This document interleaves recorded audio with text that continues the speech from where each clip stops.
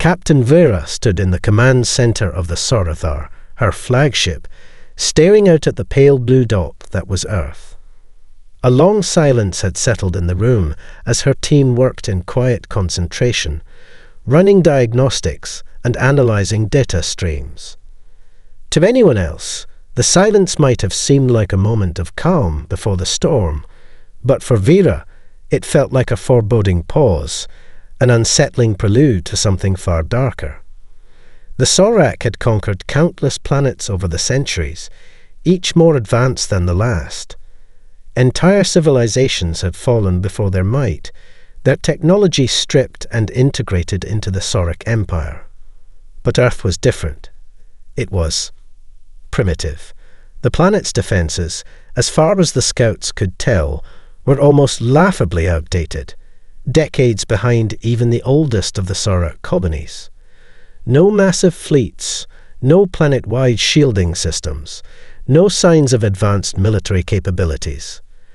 Just a solitary planet tucked away in a quiet corner of the galaxy. But the Sorak were never ones to underestimate an opponent. That was a mistake they'd made in the past, and they'd paid for it. So Vera wasn't ready to chalk Earth up as an easy target just yet. "Captain, we've scanned the surface multiple times. No sign of large-scale military activity," said Zarnak, her second in command, as he observed the data from his station. "It's almost as if they don't even know we're here." Vyra frowned. "That's exactly what's bothering me, Zarnak. Earth doesn't seem to have any significant defenses, no advanced technologies, no spacefaring capabilities to speak of, yet no one has ever attempted to conquer it. The Council believes it's an anomaly. I'm beginning to think it's something else." Zarnak's eyes narrowed. "A trap." "Could be," Vera replied, her tone thoughtful. "But for now, we'll proceed cautiously. We'll send a smaller fleet down to the surface. If this world is truly defenseless, we'll find out soon enough." Before Zarnak could respond, the door to the command center slid open, and a senior officer entered, holding a small data tablet in his hands. "Captain, you should see this," he said, offering the tablet. Vyra took it and skimmed through the data. It was a report from a smaller probe that had been deployed to Earth's orbit earlier in the day. The probe had scanned Earth's surface, focusing on any military or strategic sites. The results were surprising. "Coordinates of ancient sites," Vyra muttered, her voice low. "Artifacts, ruins, remnants of advanced technology. This can't be right." The officer nodded. "It's not just scattered across the globe. It's everywhere. And most of it predates any known Sorak interaction. We've never encountered anything like it." Vyra felt the weight of the realization settle over her. This wasn't just some forgotten world. Earth had a history. A long, buried history. If the planet had ancient technologies, it meant one thing: someone or something had fought, and perhaps won, against invaders before. The thought made her blood run cold. "Prepare a landing party," she ordered. "We need to understand what's hiding down there before we make any decisions." This continuation introduces a sense of mystery and foreshadows the discovery of Earth's hidden history. The Sorak are beginning to realize that Earth is not as it seems, and the seed of conflict is sown. It sets up both the action and the unfolding intrigue that will shape the rest of the story. The Sorak fleet descended into Earth's atmosphere under a cloak of stealth. Captain Vera stood on the bridge of the Sorothar, her eyes scanning the holographic map as their descent continued. The planet below was a patchwork of green and blue, beautiful in its simplicity, yet fraught with the same hidden dangers she had come to expect from a species that had survived so long under the radar of galactic conquerors. "Altitude, 20 kilometers, reported Zarnak. "We're within range of Earth's first defense perimeter." Vyra nodded, but her focus was elsewhere. Earth had no planetary shields or orbital weaponry. At least, that's what the initial scans had suggested. Still, Vyra knew better than to trust a first glance.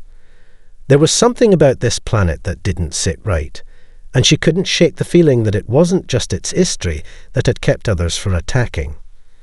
The fleet broke through the clouds, and Vyra saw the sprawling cities below.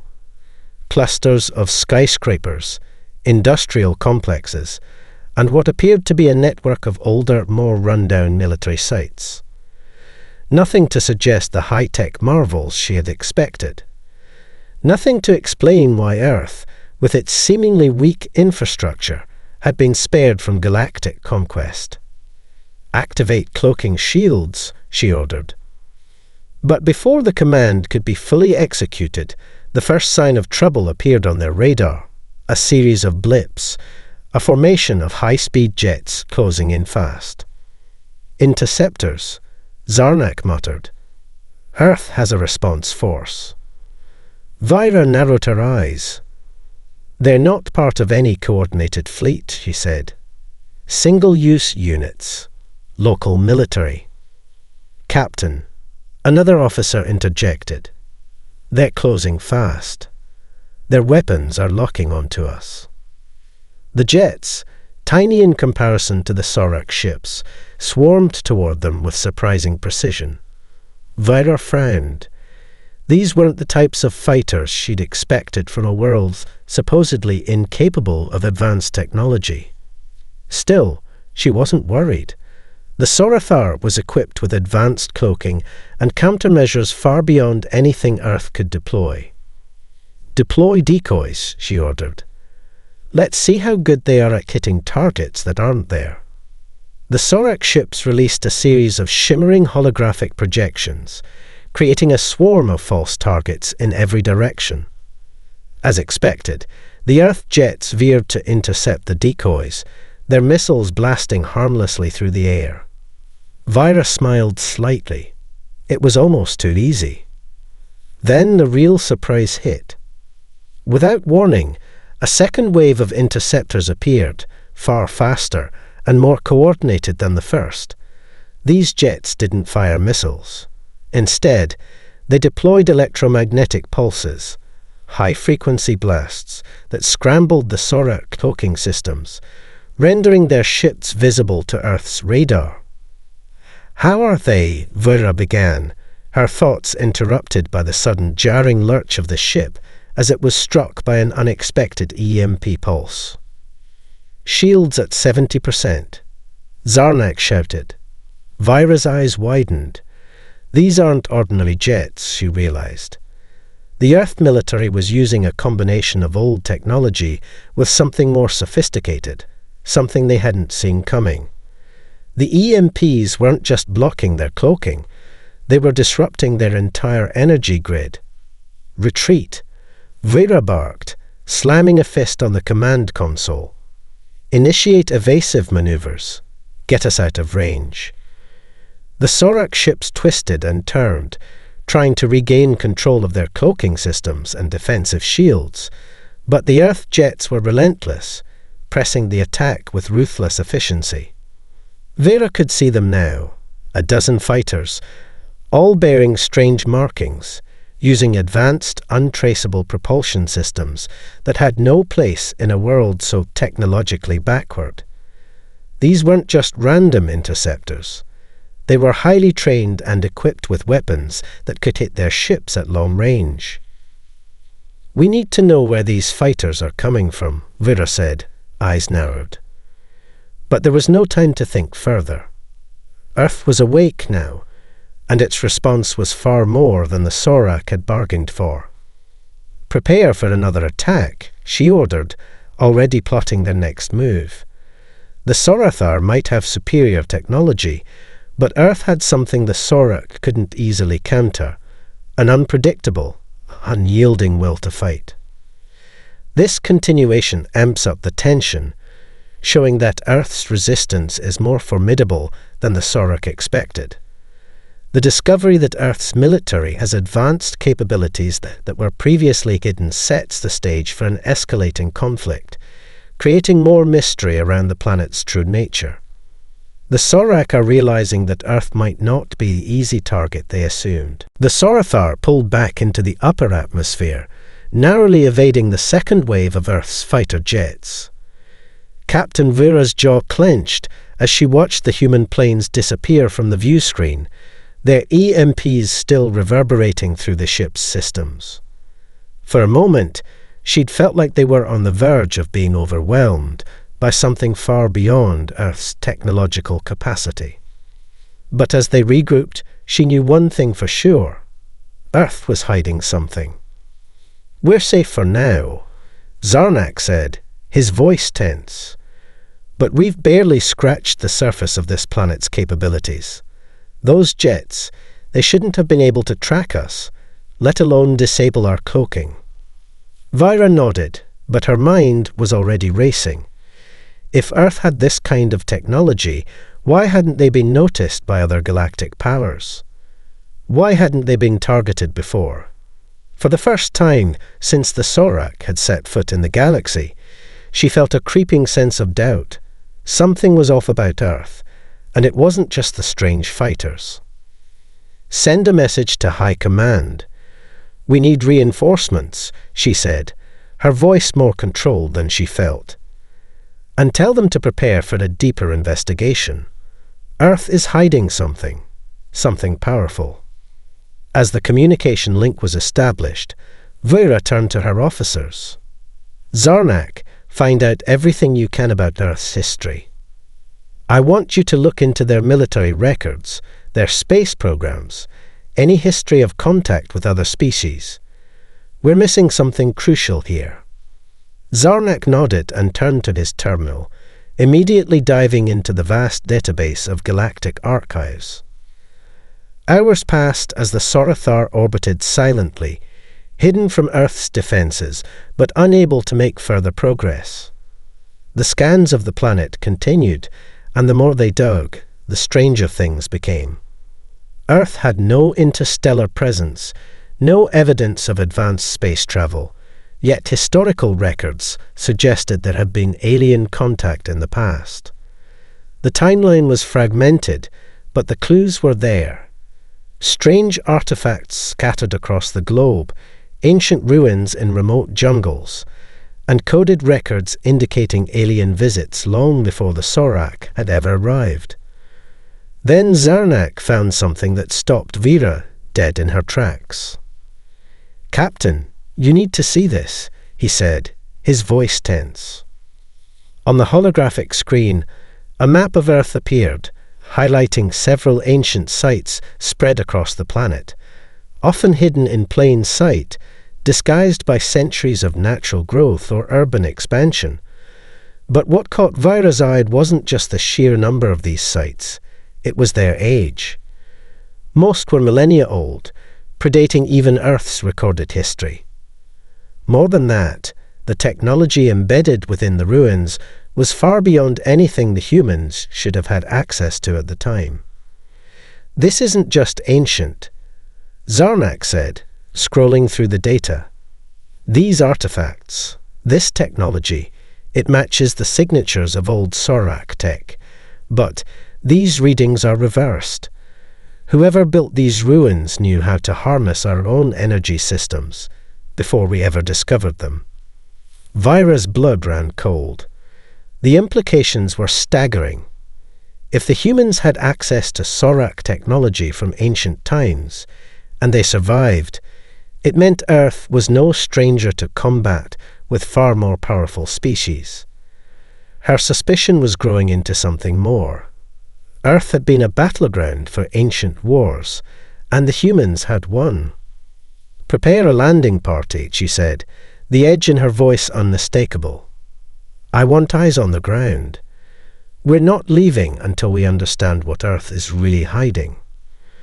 This section heightens the mystery around Earth, as Vyra uncovers evidence of ancient extraterrestrial contact and hidden technologies, hinting that Earth has been a site of long-forgotten conflicts with far more advanced alien races. The story's tension builds as the Sorak realize that they've underestimated this seemingly defenseless planet, and now the true scale of humanity's survival skills begins to unfold. Vera is drawn deeper into the mystery, setting the stage for the coming confrontation. The air was thick with tension as Vera surveyed the footage of Earth's cities from orbit. In the distance, a dense network of fighter jets, missile defense systems, and automated drones appeared to be on high alert. Yet it was the ground forces, humans in rugged camouflage, using makeshift weapons, that intrigued her most.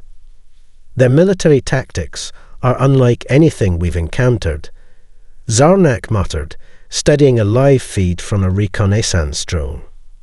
Primitive, but effective. Effective. Vera echoed, narrowing her eyes. These people are tearing apart our supply lines using nothing but guerrilla tactics. They don't fight like any species I've ever seen. The Sorak were accustomed to overwhelming their enemies with superior firepower and technology, but Earth's defenders were proving far more resourceful. The humans had quickly adapted to the alien threat, launching targeted raids on the Sorak's forward positions. In the span of a few days, they had sabotaged critical supply depots, damaged communication hubs, and even ambushed several alien patrols. The Sorak couldn't seem to get a foothold. Commander Leah James leads them, Zarnak said, his voice edged with respect. Former Special Forces, by the look of it, she's orchestrating the resistance. Vera couldn't help but be impressed. James wasn't just a skilled fighter, she was a master of deception, ambushing Sorak patrols in the dead of night and disappearing into the dense urban sprawl before reinforcements could arrive. The human forces had no advanced weapons, no large-scale military infrastructure, yet they were dismantling Sorak operations piece by piece. "Where is she now?" Vera asked, suddenly curious. "Leading an assault in the southern sector," Zarnak replied, pulling up a map of the region. "She's targeting our forward command base. They've got an intel leak on our position." Vyra stood up, pacing the command deck. The Sorak had come to Earth expecting an easy conquest, an uninhabited, backward world ripe for exploitation. Instead, they were facing a war on two fronts, one against humans' resourceful, tenacious fighting spirit, and the other against a deeply buried history of extraterrestrial conflict that they barely understood. "We can't afford another setback," Vera said, her voice cold. "If James and her forces keep this up, we'll lose all momentum. Our ground forces are getting bogged down." "Do we escalate the offensive?" Zarnak asked, eyes scanning her face. Vyra hesitated. "No. We need to understand what we're up against before we do anything rash. Send a team to the ground. Undercover, if necessary. I want to know where these guerrilla forces are getting their intel. I want to know how they've managed to reverse engineer our technology so quickly." She turned back to the holographic map. The more she watched Earth's resistance, the more she realized this was no ordinary rebellion. There was something more, something about Earth's humans that made them far more dangerous than the sum of their primitive technologies. "You heard the captain," Zarnak said to the comms officer. "Prepare a reconnaissance mission. We're going down to Earth." This section continues to deepen the mystery of Earth's hidden strength, showing the effectiveness of human guerrilla warfare and resistance tactics. Vera begins to realize that Earth's fight is not just one of survival, but one that leverages an ancient legacy and unyielding adaptability. The chapter builds on the theme of humanity's underestimated resilience, setting up the infiltration mission to gather crucial information about the source of this sudden and powerful resistance. The Sarathar hovered just outside Earth's atmosphere, cloaked in the shadows of distant satellites. Inside the command center, tension hung like a storm cloud. Captain Vera's fingers drummed impatiently on the console, her mind racing. Earth's resistance had become more than just a nuisance. It was a serious threat. Human fighters had proven their ingenuity, adapting quickly to Sorak tactics, and using their own technology against them in ways no one could have predicted. "Reports from the surface, Captain," Zarnak said, breaking the silence. "The guerrilla forces are mobilizing again. This time, it looks like they're preparing a large-scale offensive. They've gained access to some of our damaged ships and are using our own weapons systems against us." Vira's mind snapped to attention. Damaged ships. "Explain," she said, her voice sharp. "Their forces infiltrated one of our downed supply ships," Zarnak replied. "We lost it during an ambush near the eastern seaboard. The humans salvaged it. They've somehow managed to reverse engineer the ship's weapons and repurpose them. I've seen footage. They've created something close to a makeshift battleship, but it's powered by scavenged Sorak tech." "Impossible," Vura muttered, disbelief creeping into her voice. "How could they have done that so quickly?" "We don't know yet," Zarnak said. "But we're seeing their fighters with Sorak energy weapons now, and they've even managed to rig up some of our cloaking tech. They're evolving faster than we anticipated." Vira's mind spun. How are they doing this? Earth was supposed to be defenseless. They didn't have the technology to fight back, let alone reverse engineer alien technology. But the evidence was undeniable. The humans had already figured out how to operate Sorak weapons and shields. Worse still, they were now using that knowledge to launch their own counteroffensive. "Initiate a full analysis," Vira ordered, pacing across the deck. "I need a complete understanding of how they're adapting our technology so quickly. We can't risk another defeat." As their officers scrambled to collect more data, Vira's thoughts turned to the human resistance leader, Commander Leah James. If she was the one orchestrating this, then she was no mere guerrilla fighter. She was a strategist, a tactician who understood the Sorak threat intimately. Vira felt an unfamiliar unease gnaw at her. James had managed to turn Earth's primitive tech into a potent weapon, and if they didn't find a way to counter it soon, Earth would turn into an impenetrable fortress.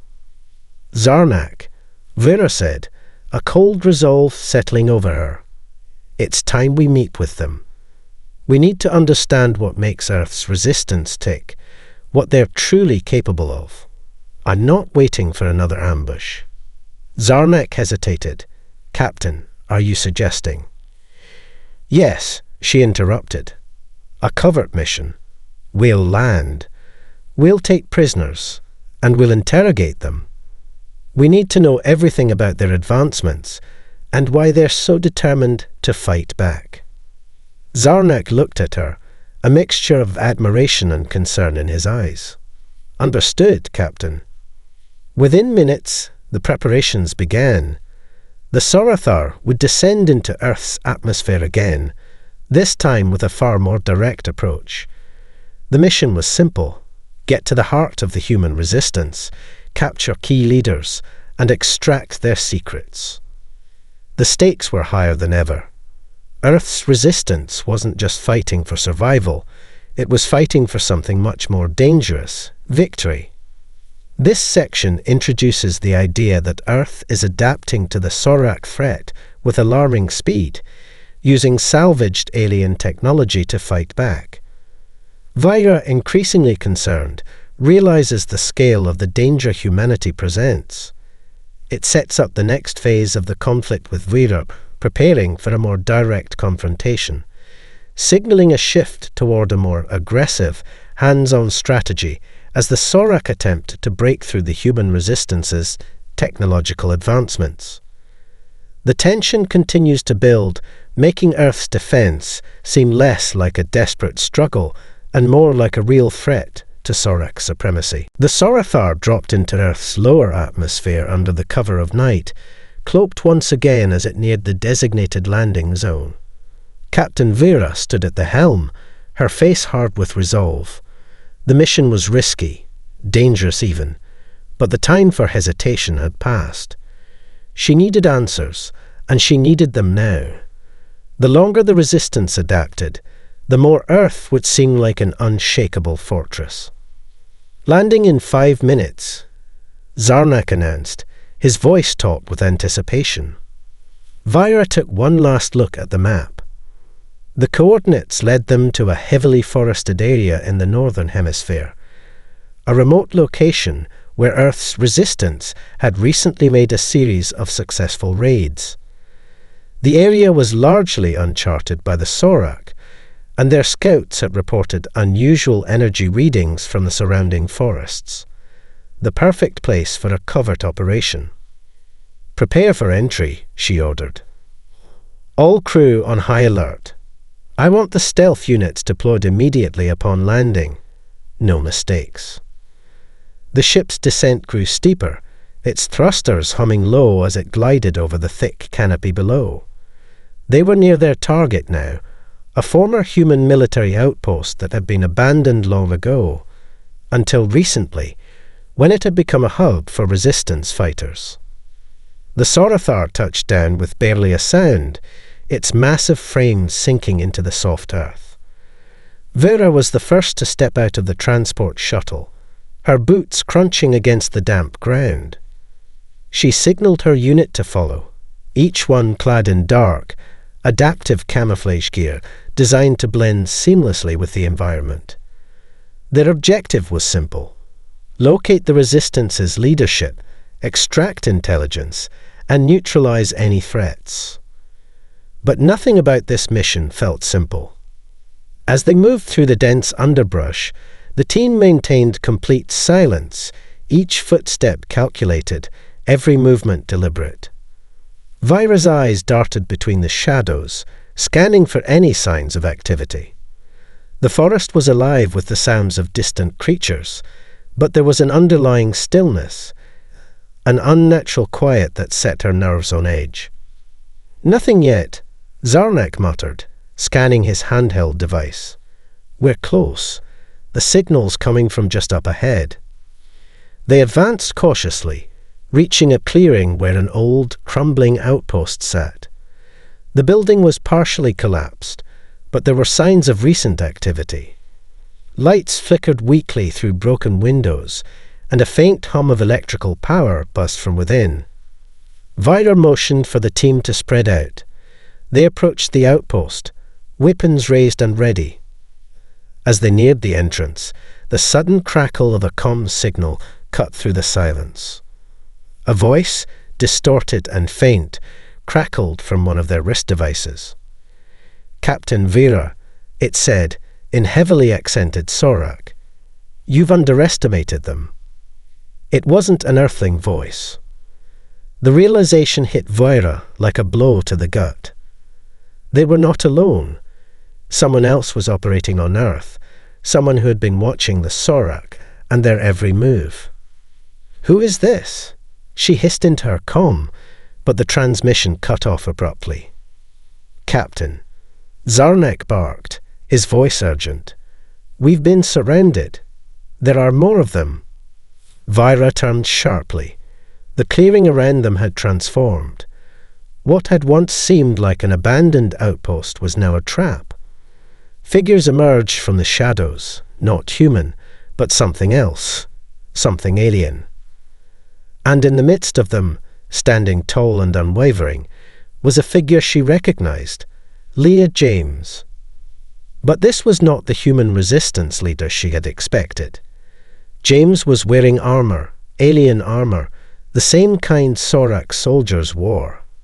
Her face was grim, but her eyes were burning with defiance.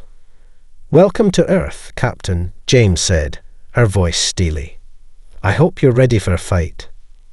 This part builds on the mystery surrounding Earth's resistance, revealing a shocking twist. Leah James, the human resistance leader, is not only leading the fight, but is also somehow allied with another, unknown alien force.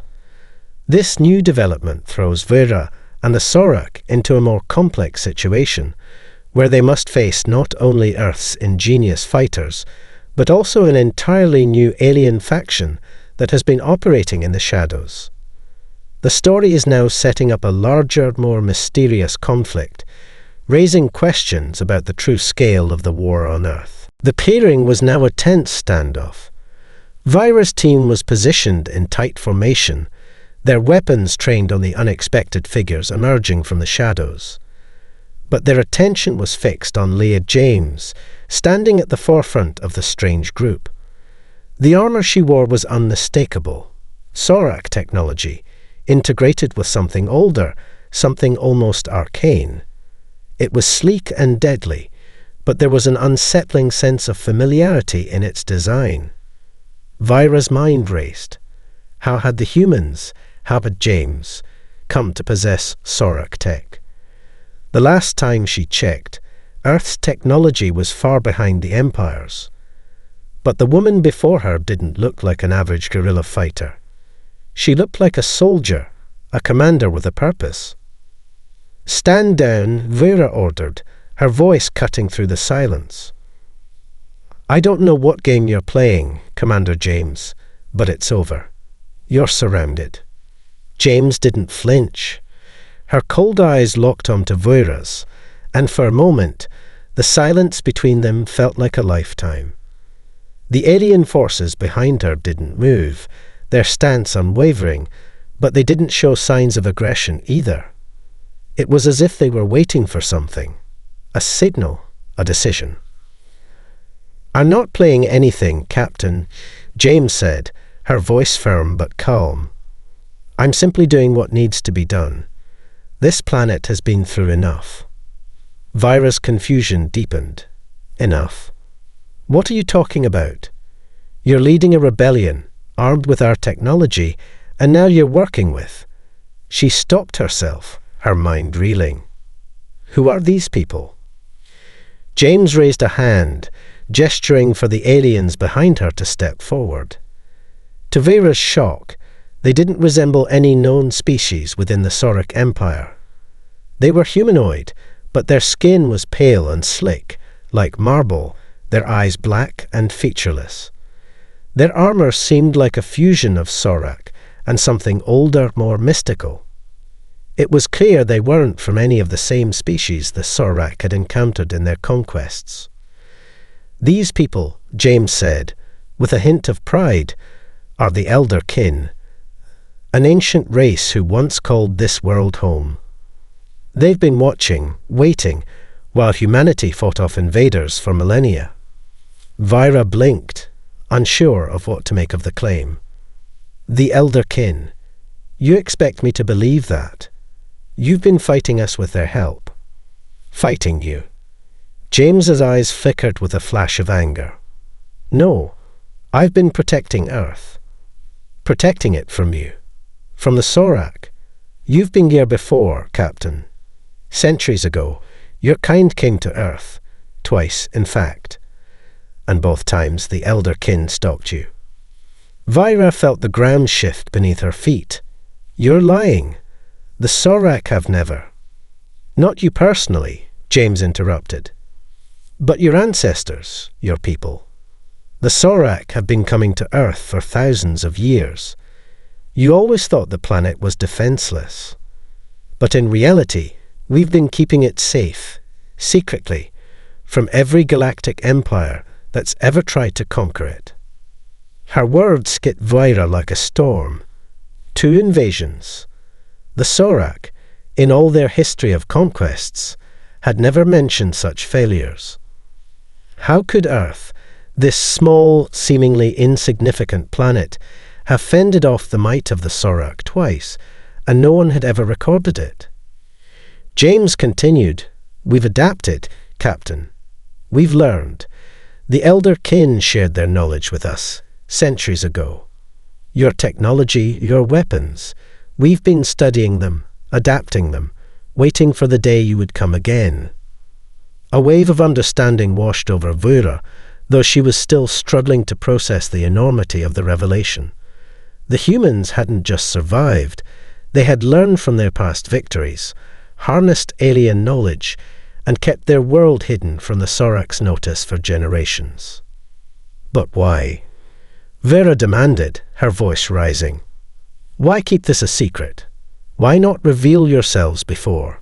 You could have crushed us, ended this war before it began. James's gaze softened, but only slightly. Because not all of us want war, Captain. Some of us, the elder kin included, just want peace. We want Earth to be left alone. But there are factions of the Sorak who always return, who refuse to let go of the past. You've come to finish what was started. Vira's head spun. The Earth she thought she knew, the planet she thought was defenseless, a simple target for conquest, was far more complicated. And now, standing before her, was proof that humanity's fight wasn't just for survival, it was for something much greater. It was for freedom, a freedom that had been hard-won, fought for across the centuries, with knowledge and weapons stolen from the very invaders they now faced again. Vira took a slow breath. She wasn't ready to give up, not yet. But now, for the first time, she understood what she was truly up against. This part uncovers the shocking truth about Earth's long history of defending itself against invasions, with the revelation that the human resistance has been aided by the Elder Kin, an ancient and mysterious alien race. Vura, faced with this new information, starts to understand that the war she thought she was waging is far more complex than she could have ever anticipated. This section sets up a dramatic shift in the conflict, with a new set of allies and enemies, and challenges Vira's understanding of her mission and the true stakes of the war. The weight of Leah James's words hung in the air, pressing on Vira like a physical force. The Elder Kin, an ancient alien race with the power to influence the course of history, had been watching over Earth for millennia. The Sorak were not the first invaders to attempt to conquer this planet, and it wasn't just Earth's human inhabitants who had kept it safe. It was a secret alliance with a force far older and more powerful than the Sorak had ever encountered. Vira stood still, trying to process everything James had just revealed. The Sorak had failed twice to take Earth. Twice. And no one in the Empire had ever mentioned it, as if the records had been erased, hidden, or forgotten. "You don't have to do this," James said, her voice quieter now, though the cold determination was still there. "This can end without further bloodshed. The Elder Kin have already offered you a way out. You don't need to fight. There's still time." Vira clenched her fists, resisting the temptation to let doubt take root. "You want me to just turn tail and leave?" She spat, eyes flashing. "Give up? Let you and your kin decide Earth's fate." "No," James said, shaking her head. "But you can walk away. You can leave Earth in peace. We won't attack you, but we will defend ourselves. This time, you won't get to erase the truth." Vira's gaze hardened. She had spent her entire life climbing the ranks of the Sorak military, and to her, victory was not negotiable. The Sorak had conquered world after world. Entire civilizations had been eradicated in the name of expansion and survival. But this was different. Earth wasn't just another target. It had become something more. Humanity, with the help of the Elder Kin, was a force that was no longer willing to submit. "Why did you keep all this hidden?" Vira demanded. "Why not tell the galaxy? Why not reveal the Elder Kin sooner?" "Because the galaxy wasn't ready," James answered. "The Elder Kin's existence isn't just about defending Earth. It's about balance, about preserving peace. They've watched countless empires rise and fall, the Sorak included. They knew that revealing themselves would tip the balance too soon, create another war that would destroy both sides. The silence that followed was deafening. The air felt heavy, charged with the weight of the choices now before Vera. She could feel the truth pressing on her. This war, this mission, had been a mistake. Her eyes flickered to the elder-kin warriors standing at James's side. They were silent, impassive, watching her like statues. There was no malice in their gaze, no hunger for conquest, only a quiet, patient strength that spoke of countless ages and untold wisdom. "Is that it then?" Vera asked, her voice quieter now, more uncertain. "You want me to leave, to walk away from everything?" James's face softened for the briefest moment, but the hardness returned quickly. "You still have a choice. You can fight, Captain, but if you do, it will be your last. The elder kin will defend this planet to their dying breath, and so will we."